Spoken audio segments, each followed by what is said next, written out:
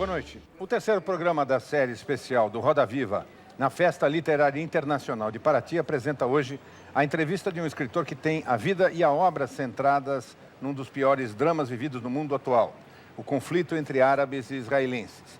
Ele participou de 2 guerras como soldado de Israel, depois se tornou um militante pacifista e produziu uma obra literária que o transformou no mais importante escritor de língua hebraica, traduzido em praticamente todo o mundo. O Roda Viva entrevista hoje o ativista político e escritor israelense Amós Oz, o principal nome da literatura atual de Israel e um dos destaques da Festa Literária Internacional de Paraty. Ele recebeu o Prêmio Espanhol Príncipe de Astúrias de Letras 2007 por sua obra Em Defesa da Paz e de Denúncia contra o Fanatismo. O Roda Viva começa em instantes.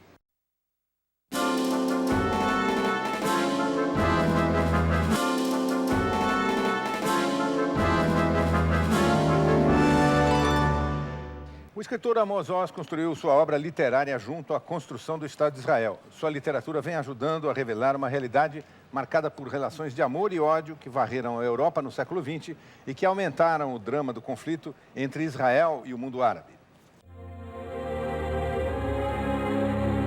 A meninice de Amós Oz coincide com a infância do Estado de Israel. As memórias de menino são as memórias do país que foi criado quando Amós tinha apenas 8 anos. Nascido em Jerusalém com o sobrenome Klausner, saiu de casa aos 15 anos, depois da morte da mãe e em conflito com o conservadorismo do pai. Foi morar num kibbutz, espécie de colônia rural comunitária, quando adotou o sobrenome Oz, que significa coragem em hebraico. Como todo jovem israelense, fez o serviço militar. Participou da Guerra dos 6 Dias em 1967, um ataque de surpresa para prevenir uma ofensiva conjunta que Egito, Síria e Jordânia preparavam contra Israel. Depois lutou na Guerra do Yom Kippur, em 1973. Dessa vez, Israel é que foi atacado de surpresa pelo Egito e pela Síria, que pretendiam recuperar territórios perdidos na guerra anterior. Nesse período, Amós já havia iniciado sua produção literária e publicado ensaios de conteúdo pacifista. Em 1978, ajudou a fundar o movimento Paz Agora e foi se tornando conhecido por sua ação política em favor de negociações com os palestinos e da ideia de um Estado para cada povo. Tornou-se assim uma figura de dupla importância na vida do país. Pela militância em busca de uma solução de paz e pelo trabalho literário que o colocou na condição do mais renomado romancista de Israel. Entre ensaios, novelas, contos e romances, já produziu quase 30 livros, traduzidos em quase 30 línguas. Boa parte está publicada no Brasil. Não Diga à Noite, A Caixa Preta, O Mesmo Mar, Pantera no Porão, entre outros. Até o mais recente, De Amor e Trevas, onde conta a história da família e de parte de sua infância. Não é uma autobiografia, mas a reconstituição de personagens e conflitos familiares para fazer um paralelo com o conflito árabe-israelense. Amós Oz, que conta ter sido criado em meio a fanáticos de direita, costuma dizer que é um fanático recuperado e aponta a literatura como um eficiente antídoto contra o fanatismo. Para entrevistar o escritor israelense Amós Oz, nós convidamos Helio Goldsztejn, coordenador do Núcleo de Arte e Cultura da TV Cultura, Marcelino Freire, escritor, Noemi Jaffe, colaboradora do jornal Folha de São Paulo, Norma Couri, correspondente da revista portuguesa Visão, Flávio Moura, crítico literário e editor da revista Novos Estudos Cebrap e professor da Facamp, e Luís Krausz, editor da revista 18 e doutor em literatura judaica pela USP. Também temos a participação do cartunista Paulo Caruso, registrando em seus desenhos os principais momentos e os flagrantes do programa. O Roda Viva é transmitido em rede nacional de TV, pela rede pública, para todo o Brasil. Mas como o programa de hoje está sendo gravado, ele não permite a participação direta do telespectador. De todo modo, você pode mandar sua crítica, sua sugestão, sua questão pelo e-mail do programa www.tvcultura.com.br/Roda Viva. Pode também acessar o blog da Cultura no site da emissora e colocar ali a sua observação. Boa noite. Good evening. O senhor, num certo trecho desse livro, o senhor diz que, às vezes, os fatos comprometem a verdade. Eu queria que o senhor explicasse um pouco melhor essa frase. Well, I'm a great believer in compromise. I believe compromise is a way of life. I know many young idealists regard compromise as a bad thing. They think compromise is lack of integrity, compromise is lack of honesty, compromise is kind of sneaky. In my vocabulary, the word compromise is synonymous to the word life. Where there is life, there are compromises. And the opposite of compromise is not idealism. The opposite of compromise is fanaticism and death. And believe me, I know one or two things about compromises. I've been married to the same woman for 47 years. Ok. Norma. O senhor diz que para a confecção da paz, alguns elementos são necessários. E são elementos que os políticos não costumam usar.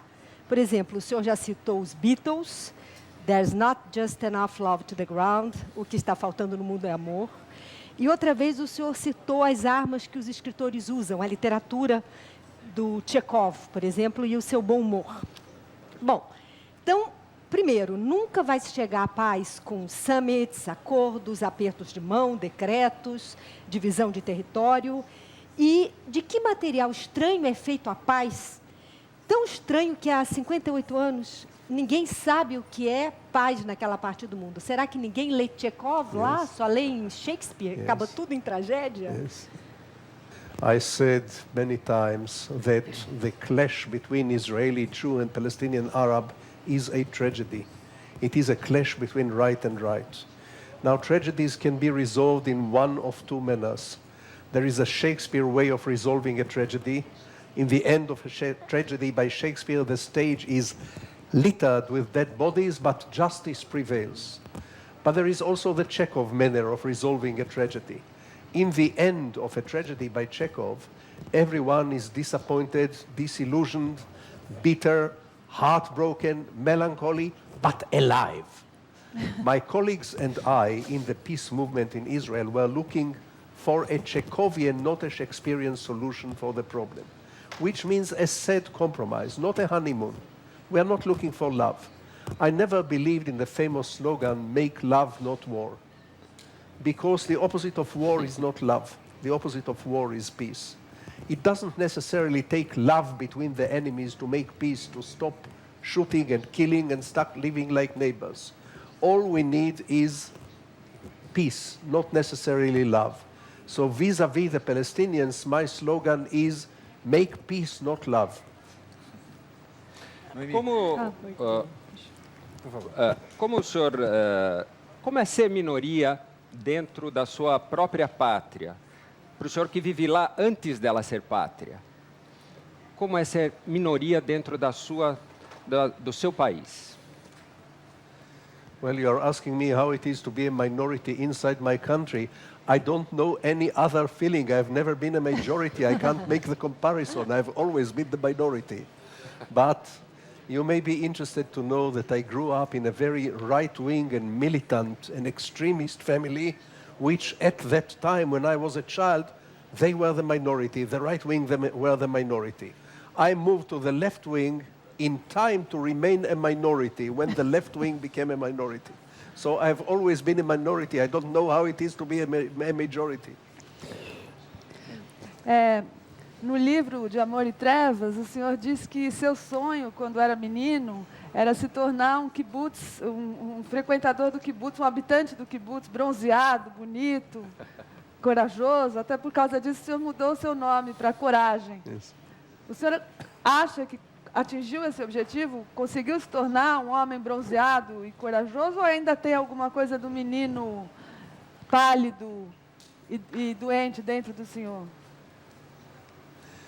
When I was a 14-year-old child, I rebelled against the world of my father. I decided to become everything he was not and not to be anything he was. He was right-wing, I became left-wing. He was an intellectual, I decided to become a tractor driver. He was a city dweller, I decided to live in a kibbutz. He was a short man, I decided to become very tall. It didn't work very well, but I tried. But of course, now that I am 68, I know that all rebellions go half circle. I still sit in a room full of books exactly like my father, and I write more books, which is what my father wanted for me to do. So I know he is smiling in his grave at my rebellion and my revolution. Trabalhando na mesa do seu pai. O senhor Yes, that's right. I'm working on my father's desk. I inherited his desk. That is another irony. I work on my father's desk. Yes. Agora, essa rebelião que o senhor praticou na adolescência nasceu de alguma maneira dos livros? Porque no seu livro também de Amor e Trevas, que é uma espécie de autobiografia intercalada com observações sobre outras pessoas, o senhor menciona de maneira muito apaixonada o espaço que o senhor conquistou na biblioteca do seu pai, o direito de colocar alguns livros ao lado da grande quantidade de obras que ele tinha lá. Então eu pergunto se a rebeldia de alguma maneira nasceu também dos livros ou era apenas, vamos dizer assim, se é que apenas é a palavra correta, freudiana. My rebellion was born first and foremost out of my mother's death. When I was 12 and a half, she killed herself, and I realized that something was very, very wrong in the world, not just in my family, but in the world. And my rebellion was against the stifling atmosphere of my family. It was very much a rebellion against the books, because I grew up in a world surrounded by books. My landscape was books. I didn't go out very much because it was dangerous for a Jewish kid in Jerusalem to go out to the street. There were shootings in the streets. So my hills and my river and my meadow, all my landscapes were the books in the library. That was my world, and I wanted to break out of the world of books into the real world. This was my rebellion. Amós, é notória a importância do seu trabalho como militante pela paz, criador do movimento pacifista Paz Agora. Eu queria saber o seguinte, há escritores que dizem que escrevem para salvar o mundo, para melhorar o mundo. Você acha que melhora o mundo mais como escritor ou como militante pela paz? Well, I think these are two very different avenues. When I have on my desk in Arad, I have two pens, because I write in pen in longhand. I don't write in a computer. I have one black pen and one blue pen. The one pen is in order to write articles and tell the government to go to hell. The government read my articles, but they don't go to hell for some reason. The other pen is to write stories, and I never mix. Because when I have a clear message, do this, don't do that, I write an article, I don't write a story. Telling stories is something very different. Telling stories is something very deep and very primeval. Telling stories is like dreaming. Telling stories is like making love, like sex. Telling stories is like food. It is a very essential thing in my life. So I don't mix the two. I don't write stories in order to tell the government what to do. This I do in my articles. Luís. O Estado de Israel é um Estado formado por uma grande diversidade de etnias e culturas. No entanto, aos olhos do mundo, existe essa figura do judeu, como se isso, quer dizer, como se essa diversidade em Israel não existisse. O que é, no seu entender, ser judeu? To be a Jew is to argue. To be a Jew is to disagree. To be a Jew is to beg to differ. Not only argue with each other, but even argue with God. Israel is a nation of 7.5 million citizens, 7.5 million prime ministers, 7.5 million prophets, 7.5 messiahs and Christs, everyone with his or her personal formula for instant redemption. Everyone talks all the time, no one ever listens. Well, I listen sometimes, that's how I make a living, by listening. But you will find in Israel that every line by a bus stop, total strangers, such a line by a bus stop becomes an open-air seminary with total strangers arguing about politics, history, morality, metaphysics, and religion. With the participants of such a street seminary, while differing and disagreeing with each other on political and metaphysical bad and evil, are nevertheless elbowing their way to the top of the line. This is what being Jewish is all about. Amós, o senhor já foi próximo de muitos líderes políticos israelenses. O Shimon Peres, nos anos 90, chegou a declarar que o senhor poderia ser um sucessor dele. Gostaria de perguntar se o senhor já pensou, o senhor cogita de fato atuar na política com P maiúsculo? I have a physical disability. I cannot pronounce the words no comment. How can I be a politician? Marcon, o senhor, no meio de tantas guerras e sequestros e homens-bomba, o sonho de um país destruído, como é que bateu no senhor a demissão do presidente Yitzhak Kassav por assédio sexual, sexual harassment? O foco das preocupações do presidente era outro? Yes, well, we have now 3 presidents. One suspended president for sexual harassment and multiple rape, one elected president who is not yet in office, and one acting president. So Israel is the only country with 3 presidents at the moment. But of course, I think this sex scandal is a syndrome of the normalization of Israel. Israel is becoming a nation like any other. This is part of the Jewish people going back into the family of nations and becoming the same as everyone else. The president will go to jail and the country will go on about its own business.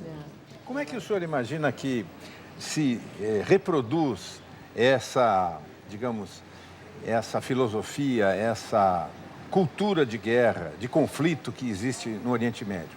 Porque gerações e mais gerações se sucedem ali e continuam numa disputa insolúvel. A gente vê a Europa, por exemplo, que já teve a Guerra dos 100 anos, hoje unificada, né, com todos os problemas aí de migrações, etc. Mas no Oriente Médio a gente não enxerga isso. O que é que faz essa permanência da cultura da guerra? Let me give you 2 answers to this question. Answer 1, I don't believe in the thesis of the war of civilizations, Islam against the rest of the world. This is not true. The real battle is between the fanatics and the other people. And fanatics are Muslim, Jewish, Christian, very far left-wing, very far right-wing. They can be everywhere. In fact, there is something of a fanatic in every human being. The battle in the Middle East is now not between Jew and Arab, but between fanatics and the rest of us. Now, the second answer. Everybody knows the answer for the Israeli-Palestinian conflict. Everybody knows it. The answer is a partition and a 2-state solution. Israel next door to Palestine as neighbors. It's a very small country. It's about the size of Uruguay, very small country. But it will have to be divided into 2 even smaller countries, like a house with 2 families who cannot live together. You have to divide the house into 2 apartments. Israel next door to Palestine. The culture of hate, the culture of hostility, this will take many years to die down, but I have always believed that first you make peace and only afterwards you change the emotions. It is a very sentimentalist assumption that first you change the emotions and make people love one another and then make peace. No, first make an agreement, then change the emotions. Vamos fazer um rápido intervalo e voltamos num instante com o Roda Viva, direto da Festa Internacional Literária de Paraty. A gente volta em instantes.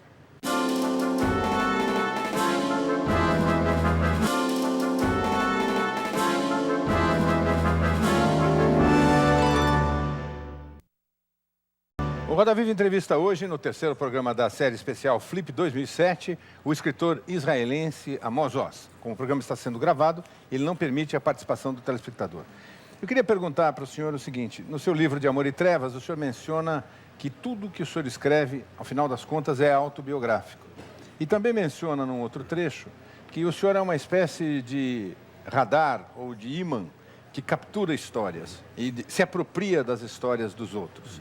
Eu queria saber, entre uma coisa e outra, entre ser tudo autobiográfico e essa captura permanente de histórias alheias, que espaço sobra para a imaginação e qual é o papel dela? My imagination is part of my autobiography. My fantasy life is part of my life and a very important part of my life. My dreams are part of my life. The encounters I have with other people are part of my life. When I sit in a bus and I hear a conversation between 2 total strangers, their conversation becomes part of my life. And if they talk about a third person who is not on the bus, a total stranger, he is also becoming part of my life. So I would like the word autobiographical to be understood in the broadest sense of the word, not just things that are recorded in my CV, but everything that ever crossed my eyes or my ears or my dreams or my fantasy. O senhor acha que isso tem a ver com o fato da sua infância ser de um menino solitário que se trancava às vezes no quarto, no banheiro e imaginava batalhas fantásticas com pastas de dente e outros objetos? Yes, I was a child of fantasy. I was an only child. I had no brothers, no sisters.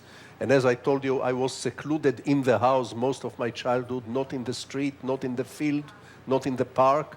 So much of the world had to come out of my head. And I have invented for myself world, histories, galaxies, journeys, travels, later on love affairs. I am a man of fantasy. To this very day, if you put me in jail, I will probably be unhappy, but I will not be bored. I have enough inside my head to keep me going for many years. Este livro, dos mais recentes lançamentos seus aqui no Brasil, é E a História Começa, em que você aponta 10 brilhantes inícios de clássicos da literatura universal. Eu gostaria que você comentasse esse livro e também dissesse como é que você trabalha o começo das suas histórias. O Gabriel Garcia Marques, ele sempre diz que ele passa mais tempo para escolher a primeira frase, o primeiro parágrafo de um livro, do que o livro inteiro. Então, eu queria saber como é também a sua escolha, o seu conflito diante dessa primeira frase. Well, starting a new story or a new novel is very much like starting a relationship with a total strangers, like making a pass to a stranger in a cafe or in a restaurant. You have to find something to go by without being an idiot, without making yourself an idiot. You have to find some amusing sentence or attractive sentence or funny sentence or mysterious sentence, something to draw attention without being aggressive. So very much like what happens to me when I am attracted to a beautiful woman in a cafe or in a restaurant, and I want to make a pass to this woman. Very similar with me to the beginning of a story or a novel. Agora, nesse sentido, talvez o melhor começo, não sei, seja o Era Uma Vez. O Era Uma Vez posiciona as coisas como se elas efetivamente tivessem acontecido. E, portanto, transporta o leitor para aquela realidade fantástica como se ela fosse real. O senhor concorda? In fact, one of my novellas, my long short stories, begins with the words "Once upon a time." O senhor escreve esse livro sobre começos de romances famosos, o senhor escreve memórias familiares, o senhor escreveu um belíssimo livro epistolar em forma de cartas, que é o Caixa Preta, mas o pano de fundo é sempre o explosivo cenário árabe e israelense. E por isso mesmo, todo mundo vê os seus livros como uma literatura engajada. O senhor falou em compromisso agora, há pouco. Isso incomoda o senhor? Yes, in fact, it bothers me, but I have become philosophical about it. I know now that if I wrote a little short story about father, mother, daughter, and pocket money, the critics and the readers will say that the father is the government, the mother is the Palestinians, the daughter is the conflict, and the pocket money is the bad economy. I know it will happen. I can't help it. Luís. A experiência do deserto é um dos fundamentos da narrativa bíblica e, portanto, um dado muito importante na cultura judaica, em todos os tempos. E eu queria que o senhor nos falasse que importância tem o deserto na sua vida literária. I lived for the last 20 years in a small town in the desert called Arad, in the southern Israel, surrounded by desert. In fact, the desert begins 5 minutes walk from my home. Every morning, I get up very early at 5, I drink a cup of coffee, I go to the desert for half an hour, for 45 minutes. I just walk in total silence alone in the desert for 45 minutes. Then I come back, drink another cup of coffee and sit by my desk. The desert helps me knock everything into proportion. It helps me find out what is important and what is not important. When I turn on the radio after the desert, I turn on the radio and I hear the politicians using the words never or forever or for the rest of eternity, I know that the stones out in the desert are laughing at them. And the politicians, that eternity and never and forever. So the desert for me is a great humbler and a deep inspiration. Also, the desert gives me a certain idea about the relationship between life and death. It reminds me how close death is to life. O senhor criou palavras que foram parar no dicionário, né? O senhor disse recentemente numa entrevista. E disse que essa sensação foi o que mais lhe deu proximidade com a imortalidade. A minha pergunta é melhor ser imortal criando palavras ou criando nações? Well, I have never created a nation. I have been part of the process of a created nation. But I take part in the creation of an ancient new language. Hebrew is one of the oldest languages in the world. It's the language of the prophets, it's the language of Jesus. But it was dead for 17 centuries, as dead as Latin or Greek. Or maybe it was a sleeping beauty. In the last 100 years, the Hebrew language is revived in a vigorous way.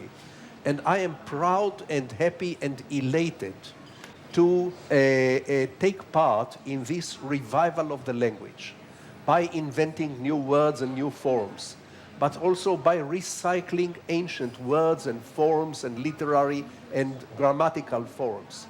So for me, working with the Hebrew language is an erotic experience, and I enjoy it very much.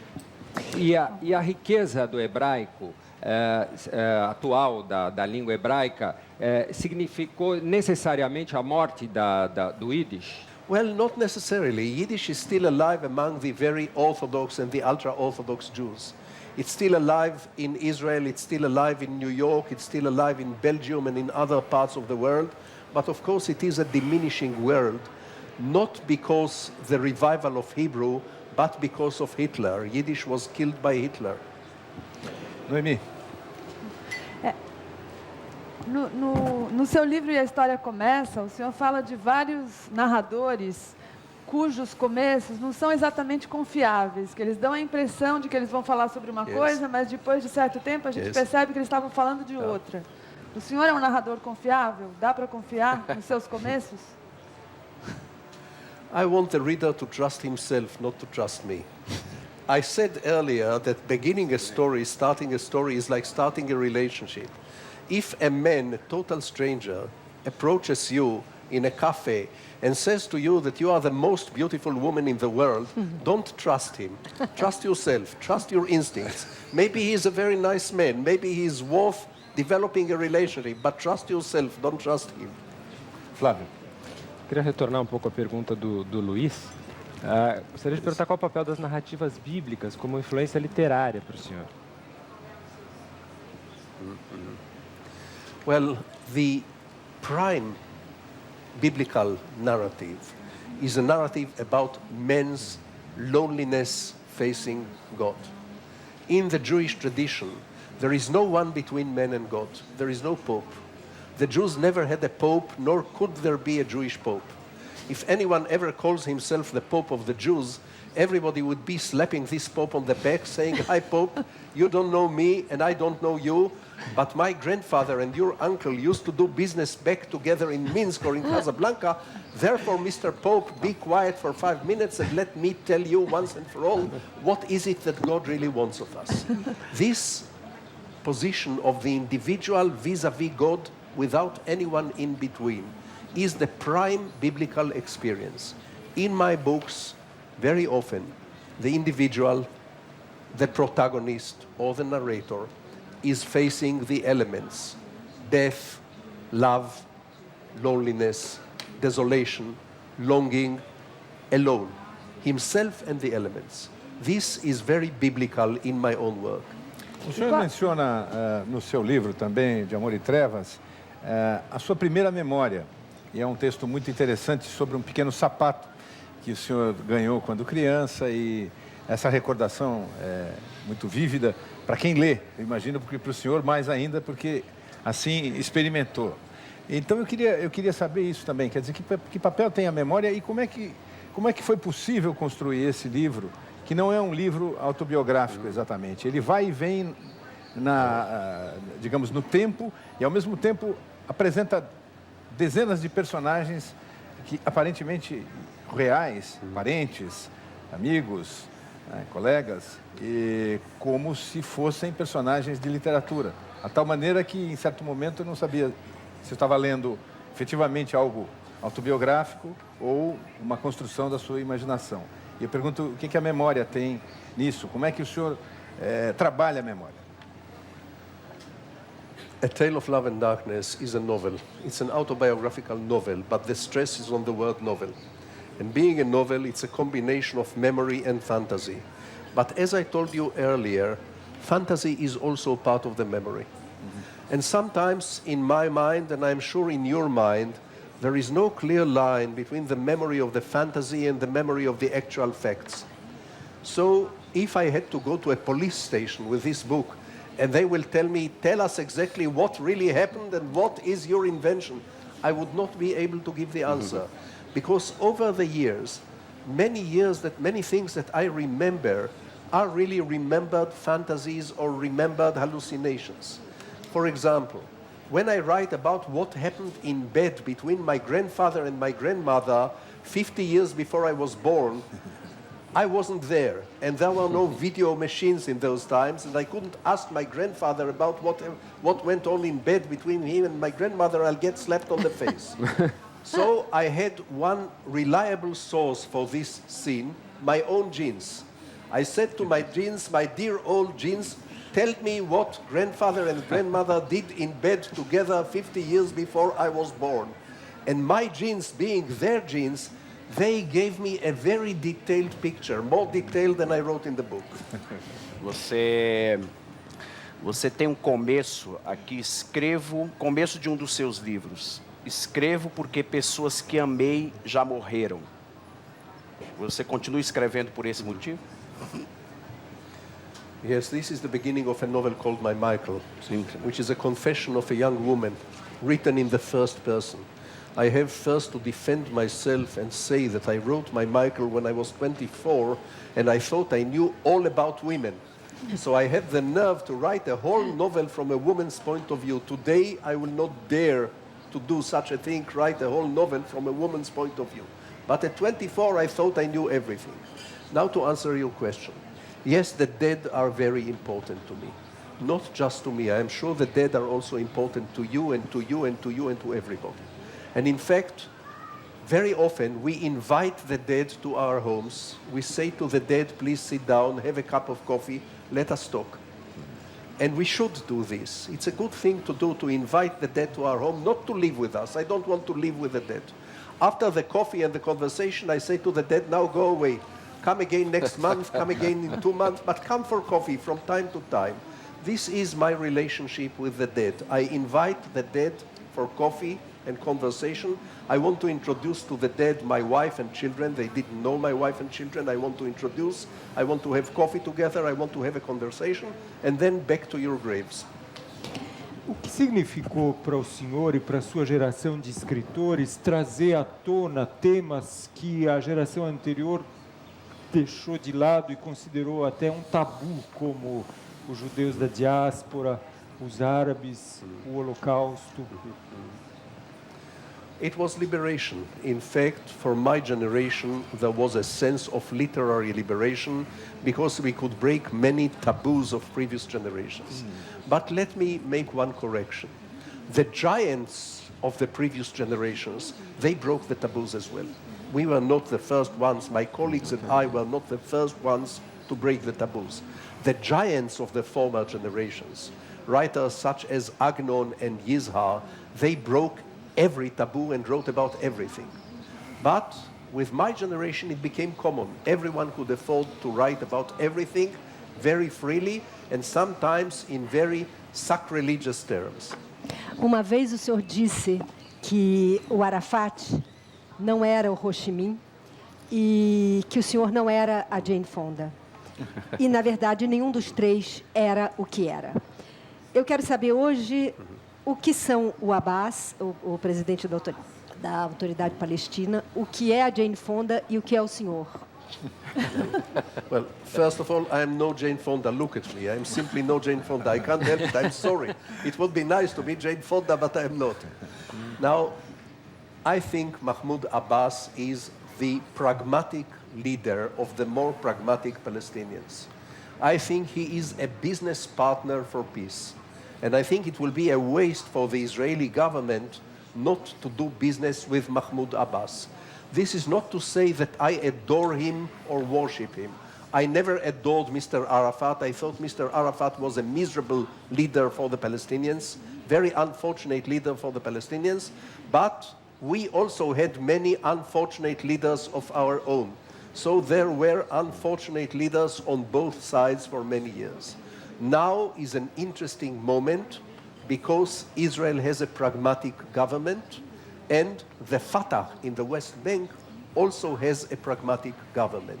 This is a good opportunity to try to cut a pragmatic deal between the pragmatics on both sides.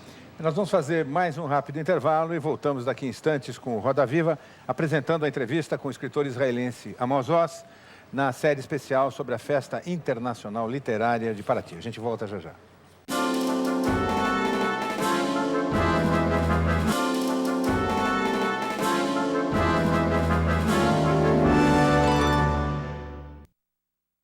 Estamos de volta com Roda Viva e a série especial gravada na Festa Internacional Literária de Paraty. No programa de hoje, entrevistamos o escritor israelense Amós Oz, autor de uma vasta obra que traz a marca da sua ação política em defesa da paz, em especial entre árabes e israelenses. Nós estávamos falando no bloco anterior, digamos, sobre a questão autobiográfica, o papel da memória, mas nós vivemos num mundo em que a curiosidade da mídia, principalmente, e por tabela do público, eu não sei onde é que começam as coisas, se é o público que empurra a mídia para frente ou ao contrário, é absurda, é imensa. De tal maneira que até mesmo os escritores, que são figuras que tinham, teoricamente, no passado a sua torre de marfim, hoje são objeto da curiosidade. Os programas, os reality shows, são um grande sucesso de público e de audiência no mundo inteiro. Eu pergunto se essa excessiva curiosidade, se essa obsessão pelo detalhe, se essa invasão da vida particular não reduz o espaço da imaginação e da literatura. How can I complain when my literary work is also an invasion of a private space and also based on curiosity?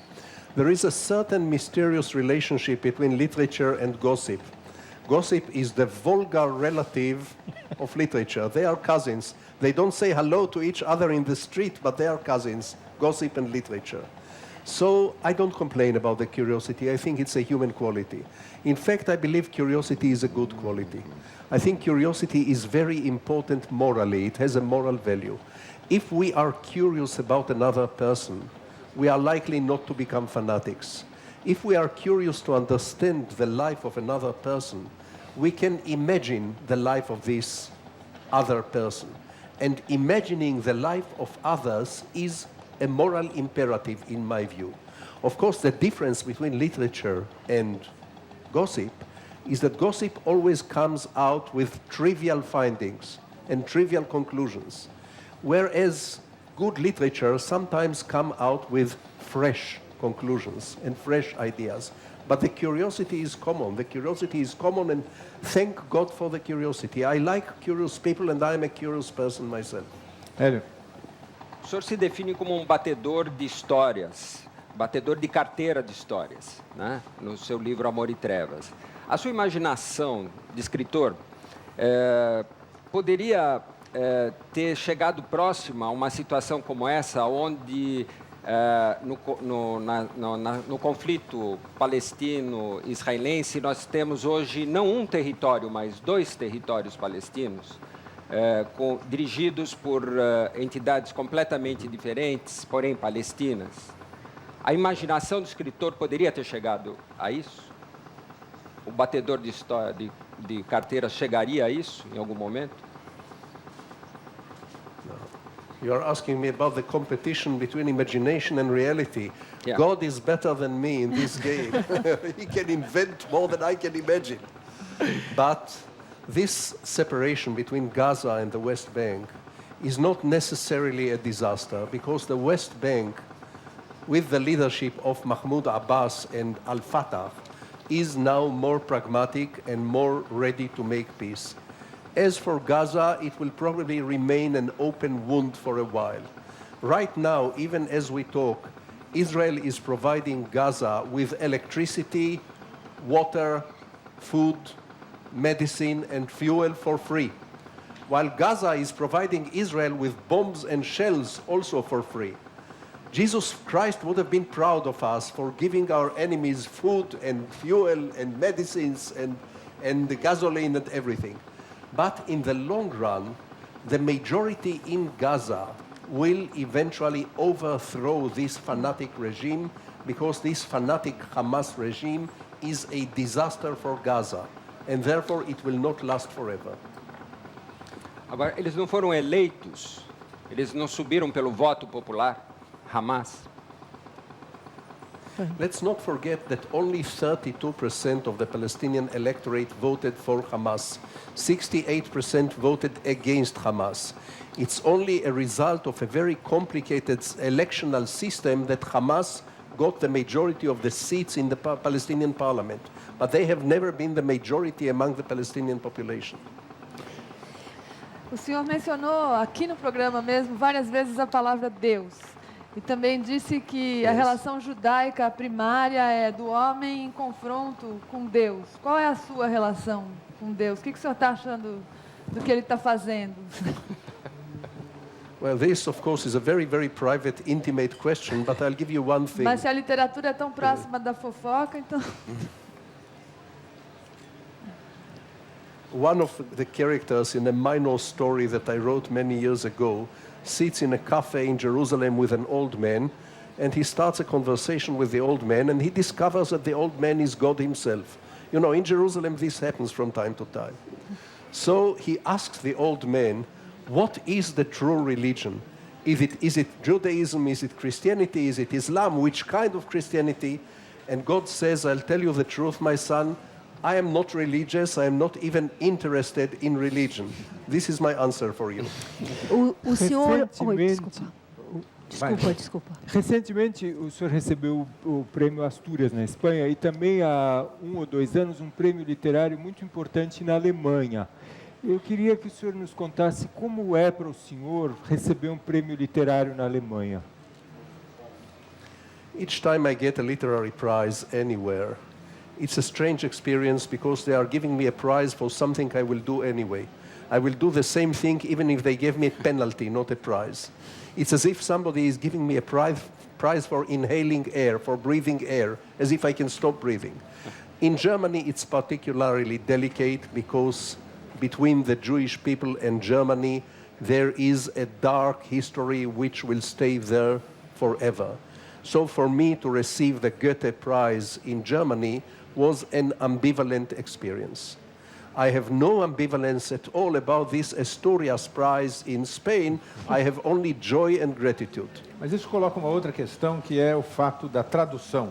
Quer dizer, o senhor escreve em hebraico, e eu que ignoro a língua, não tenho a menor ideia do som daquilo que o senhor escreve, do ritmo das palavras, salvo pelo serviço de tradutores. E isso acontece em muitos países do mundo onde o senhor é publicado. Primeiro, como é que o senhor recebe o som das palavras quando as ouve de textos de tradução de seus livros? E, em segundo lugar, como é que o senhor encara essa histórica batalha entre autores e tradutores? Yes. Well, my works were translated into 36 or 37 languages. Most of those languages I cannot read, so I will never know whether the translation is good or bad.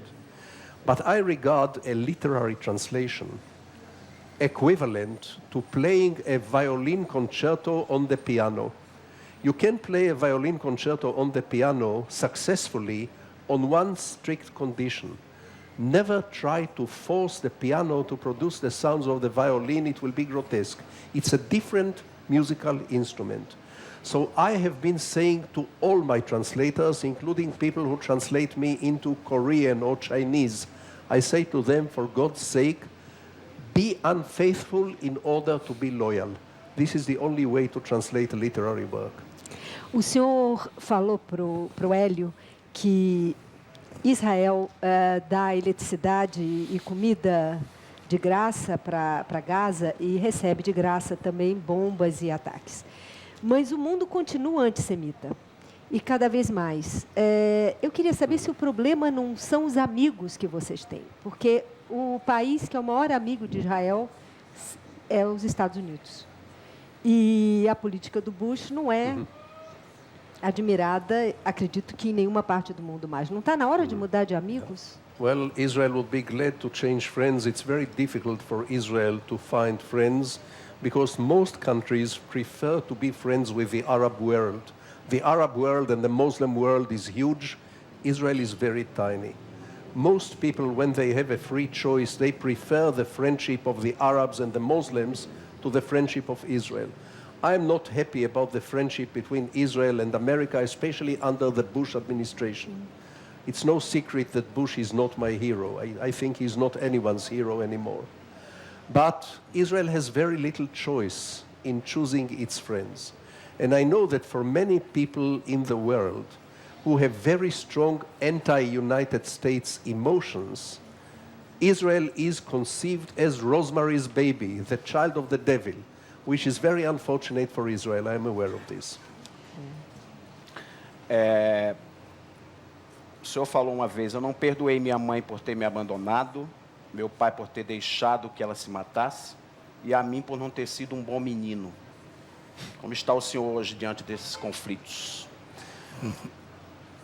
I have forgiven my parents. I have forgiven them completely. When I reached the age of 60 or so, I discovered that my anger was gone, and instead of anger, there came curiosity, empathy, some irony, and a lot of compassion. And I wrote A Tale of Love and Darkness, my autobiographical novel, in the spirit of compassion, curiosity, irony, and empathy. I feel about my parents now as if they are my children and I am their parent. That's the way I feel about them now. Vamos. O senhor morou durante mais de 30 anos num kibbutz. Como foi começar a fazer sucesso como escritor dentro da estrutura de um kibbutz? Quer dizer, o que muda na comunidade? Well, it was a very strange experience because I worked in the cotton fields of the kibbutz like every other member of the kibbutz, and in the evenings I wrote some short stories. When I succeeded to publish a few short stories in magazines, I came to the kibbutz committee and said, I want 1 day every week for my writing. There was a big discussion.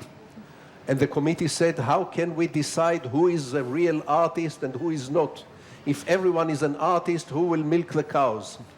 So in the end, they decided to give me 1 day of work for my writing. When I published 2 novels and they were very successful, and my incomes, my royalties went to the community and they were pleased, they gave me another extra day.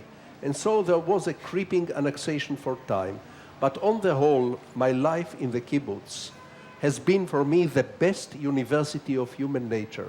I studied more about human nature in my years in the kibbutz than I ever studied before or after. So I am very grateful to the 30 years of my life in the kibbutz for making me a bit of an expert on human nature. O senhor no kibbutz, que o senhor menciona essa experiência com a natureza humana, viveu também uma experiência socialista, quer dizer, nos moldes específicos do kibbutz. Restou alguma coisa desse socialista no Amós Oz de hoje? Yes, I am still a social democrat. I still believe in socialism without compulsion, and preferably socialism without a strong central government. I believed in decentralized kind of socialism. Small, voluntary socialist groups or cells operating like extended families, which is what the kibbutz is, an extended family. 100 family, 200 families working like one big family. I still believe very strongly that this is an interesting and an attractive alternative to the life most of us live, because in the world in which I live, I see people working harder than they should work in order to make more money than they really need, in order to buy things they don't really want, in order to impress people they don't really like. So this is an absurd reality, and I don't like this reality at all. I prefer the reality of the kibbutz. O senhor acha que esse princípio socialista está irrecuperavelmente destruído em Israel? Porque nesse livro, uma história de amor e trevas, o senhor fala da nostalgia das intenções dos primeiros judeus em Israel. O sonho continua lá? The dreams are always alive, but of course there are new dreams pushing away the old dreams. And every influx of immigrants into Israel, they bring with them different dreams, different love-hate relationships with the old countries. My parents, for example, who came from Europe in the 1930s, they were devoted Europeans. They loved Europe. Their tragedy is that they were Europeans at a time when no one else in Europe was a European. Everyone was a Bulgarian patriot or a Spanish patriot or a Norwegian patriot. The Jews were Europeans, polyglots, they knew many languages, they loved all the cultures of Europe, they loved the heritage, they loved the various histories, and above all the music. Europe never loved them. They were kicked out of Europe violently. And fortunately for them, because if Europe would not have kicked out my parents in the 1930s, it would have killed them in the 1940s. So they came to Jerusalem with a dream of Europe and with a love-hate relationship toward Europe. This dream is still alive. It's alive in me. I inherited this dream from my parents. Nós vamos fazer mais um rápido intervalo e voltamos daqui a instantes com o último bloco do Roda Viva, que entrevista hoje o escritor israelense Amós Oz na série especial sobre a Festa Literária Internacional de Paraty. A gente volta já já.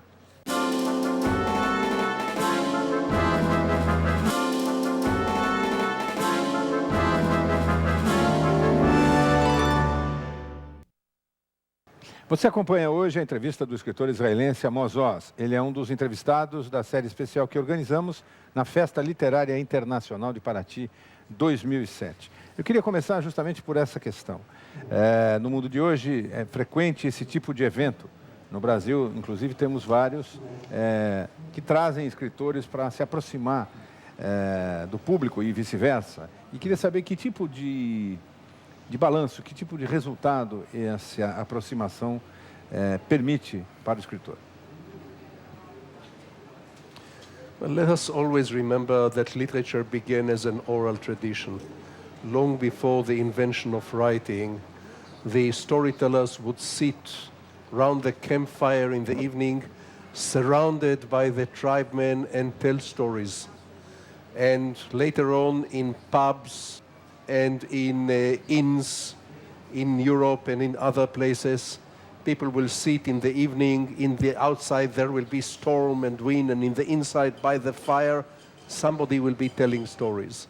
Those literary festivals are reviving the original tradition of literature from before the invention of writing as an oral tradition.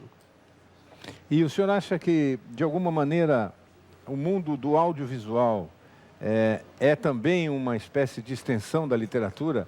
O cinema, por exemplo, é uma extensão da literatura? Movies, in a way, not an extension of literature, but a parallel of literature. Of course, literature demands more from the reader, because the reader is a partner. You don't get pictures in the literature. You have to invent the picture. So literature is a co-production between reader and writer. The writer gives the triggers, and the reader has to produce the pictures. The reader is the film director in the literature. Se o senhor tivesse que escolher um escritor brasileiro para fazer parte desse livro, quem seria? Jorge Amado. Jorge Amado. O senhor falou do Moacir Scliar também, e mais recentemente da Marisa Monte.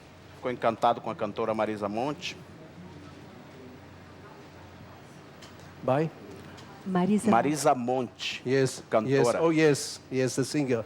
I have been to a concert of her in Rio 2 nights ago, and I was elated with the warmth of her personality. She is like good wine. You know, good wine is 80% joy and 20% sadness, and she is like this. E o Moacir Scliar, o escritor Moacir Scliar, também. Very much, yes. Yes, I read him with great interest. O senhor acha que nós vivemos num mundo que realmente é globalizado? Quer dizer, há essa discussão sobre a globalização da cultura e a globalização da economia. A globalização cultural é boa? Literature can never be global. Literature, good literature, will always remain local, parochial, and provincial. And the more local, the more universal it is. Universal, not global. These are two very different concepts. Provincial literature can become universal. Global literature is good for nothing. You know, the international novels about international hotels and airports, which people buy in international hotels and airports, and they read them in international hotels and airports, and then they leave them on the bench in the international hotels and airports. This is the global literature. The local literature can become universal. O nosso escritor mais famoso é o Paulo Coelho. O senhor tem notícias dele? Já leu alguma coisa dele? O que o senhor acha dele? I have heard about him. I've read one of his works. He is not my literary hero. Noemi? Às vezes em que eu estive em Israel, eu senti um certo preconceito da parte de algumas pessoas, um número grande de pessoas, contra os judeus que foram mortos no Holocausto, como se eles tivessem ido para o abatedouro pacificamente, ao passo que os israelenses têm esse mito de que eles enfrentam a guerra, de que eles enfrentam o inimigo. O que o senhor acha disso? É um preconceito ou tem alguma realidade nisso? In the old days, before the Eichmann trial, many Israelis assumed that every Jew who does not fight back is not a worthy Jew. I think with the Eichmann trial in the 60s, this attitude began to vanish. And the Israelis realize now that they have to imagine the condition of European Jews and not judge them, but empathize with them. And I think right now the attitude of Israelis toward the victims of the Nazi Holocaust is an attitude of empathy and not an attitude of loathing. O escritor Aaron Appelfeld declarou numa entrevista, talvez há 1 ou 2 anos atrás, que, na opinião dele, a religião judaica tinha cessado de ter importância como fonte de criatividade espiritual para o povo judeu. E que esse papel agora estaria nas mãos dos escritores. Como o senhor se posiciona diante dessa afirmação? I think the Aaron Appelfeld is right. I think the center of Jewish creativity is now in the literature and not in the religion, because part of the religion, especially the Orthodox part of the religion, has stagnated and became very ritualized and therefore very rigid. There is a lot of creativity, including theological creativity, in the literature and in the poetry. Eu queria convidar o senhor a fazer um pouco de futurologia. O senhor definiu Israel como um país menor que o Uruguai, onde vivem 4 milhões de palestinos e 5 milhões e meio de israelenses que vieram de 129 países e que revivem há 58 anos uma língua morta há 18 séculos. Convivendo com vizinhos, inimigos, brigando pelo mesmo espaço no quintal, com religiões e convicções diferentes. Como é que vai ser essa região daqui a 50 anos? O que vai ser Israel? O que vai ser Palestina? Como vai ser aquele pedaço do mundo? It is very difficult to be a prophet coming from the land of the prophets. There is too much competition in the prophecy business. That's why I like to make prophecies about the past and not about the future. But I can give you one prediction. I think in 50 years from now, there will be a Palestinian state next door to Israel, and this Palestinian state will exist on the West Bank and Gaza in peace with Israel, not in love, but in peace. There will be a Palestinian capital city in East Jerusalem and an Israeli capital city in West Jerusalem. There will be an Israeli embassy in Palestine and a Palestinian embassy in Israel, And those two embassies will be walking distance from one another because one will be in East Jerusalem and one will be in West Jerusalem. How long this will take, I cannot tell you. But everybody knows that this solution is unavoidable, and everybody knows that this solution must materialize one day. Amós, 18 livros publicados, nenhum de poesia, salvo engano. Nunca escreveu poesia? Na juventude, mas renegou-as, né? Well, I'm still writing poetry, but I don't publish it. The only published attempt in poetry is a hybrid book called The Same Sea, which exists in a Portuguese translation, and this is a combination of prose and poetry, The Same Sea. This I published. But other than that, I don't publish my poetry. I write it for myself and I put it in the desk and don't have any motivation to publish it. O que é que te chama mais atenção? Uma boa história ou a forma, a linguagem? O que é que te vem primeiro? Assim? Adianta ter uma boa história, você vai atrás mais da linguagem, da forma? You know, it's like asking me what attracts me first when I see a beautiful woman. It's everything. It's the form, it's the personality, it's the style, it's the elegance, it's the smile, it's the speech, it's everything. I cannot separate. When I read a first paragraph of a novel, very often after the first paragraph I know if it's good or bad, I have an idea. But this first paragraph already contains form and style and language and content and everything. Uma pergunta de curiosidade, já que o senhor admite que a curiosidade e a fofoca é parente próximo da literatura. Qual é a sua rotina de trabalho? Como é que o senhor escreve? Quantas horas por dia? Aonde? De que modo? Well, as I told you, I start very early in the morning. And after my brisk walk in the desert, I sit by my desk at around 6 o'clock. I already work by my desk. My best working hours are in the morning. And then I work all morning, sometimes writing a single sentence, but work all morning. And then I have a little siesta, and in the afternoon I very often destroy what I wrote in the morning. This is my routine. E há histórias que o perseguem há muito tempo e que o senhor mantém ali arquivadas ou sendo retrabalhadas, ou cada serviço é um serviço? Normally I am very monogamous. I work on one piece at a time. I cannot work on two pieces at the same time. And when I work on a piece, either I write it or I drop it. And yes, in my history, there were many more abortions and miscarriages than birth givings. This is my history. So many things that I started and never finished. But as long as I work on some piece, I work on that piece and nothing else. Now, sometimes, as I told you, I spend the whole morning sitting and waiting. And for many years, I used to feel very guilty about this. Here I sit the whole morning and I produce nothing, especially when I live in a kibbutz and everybody else was milking the cows and doing things, and I write one sentence and destroy it. I was ashamed to go to eat. Then I developed the mentality of a shopkeeper. And I said to myself, look, my business, like a shopkeeper, is to open the shop at 6 in the morning, sit and wait for customers. If I have customers, it's a good day. If I have no customers, I'm still doing my job by sitting and waiting. Como o senhor concilia a vida reclusa e solitária de um escritor com a sua vida de homem público e ativista político? Aonde que o senhor põe os limites para uma atividade e para outra atividade para que as duas coisas possam continuar funcionando? Very often there is a short siesta in between.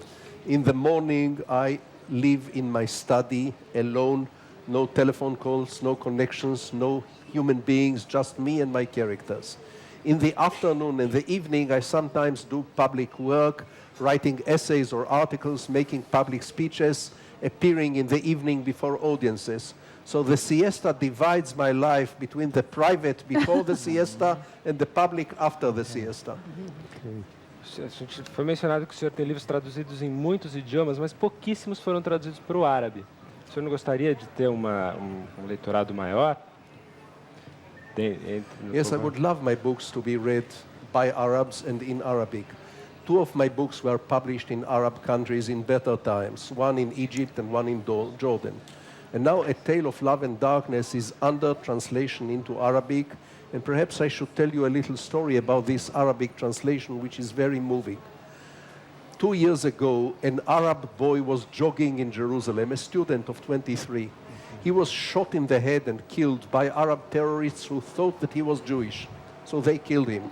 His family, who is a rich family, decided to subsidize the translation of A Tale of Love and Darkness into Arabic in memory of this boy, George Khoury, and to improve the understanding between Jews and Arabs. So this book is going to be translated into Arabic in subsidy from an Arabic family. Noemi. A sua descrição do encontro com a sua mulher, Nili, no livro de Amor e Trevas, é uma das coisas mais emocionantes que eu já li nesse sentido, do encontro amoroso. Ao mesmo tempo, em vários de outros livros seus, Não Diga à Noite, Caixa Preta, Fima, existe um grande desencontro amoroso. O encontro amoroso é ou não é possível? Na sua vida parece que é, na vida dos seus personagens parece que é mais difícil. Ele é possível ou não? Well, love is complicated, and love encounter is not always a happy encounter. Life is not a Hollywood.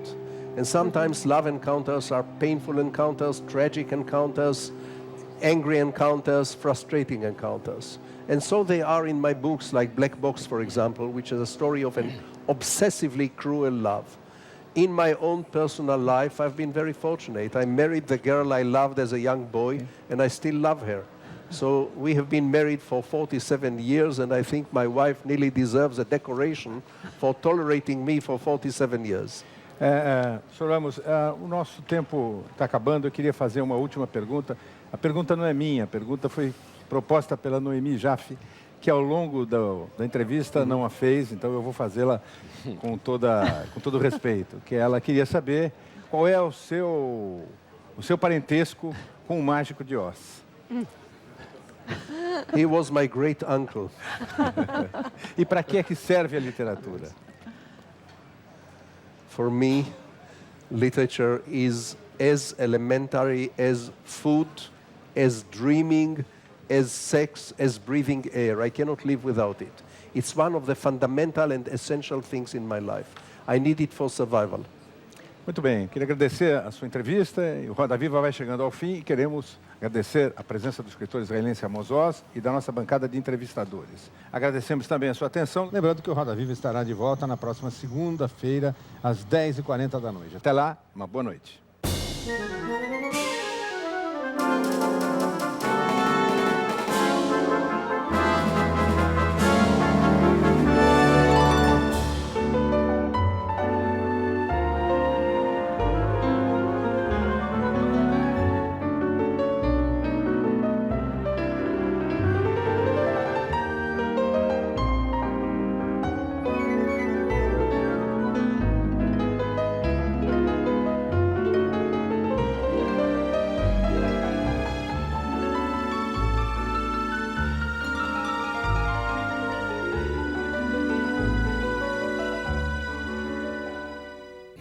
Thank you.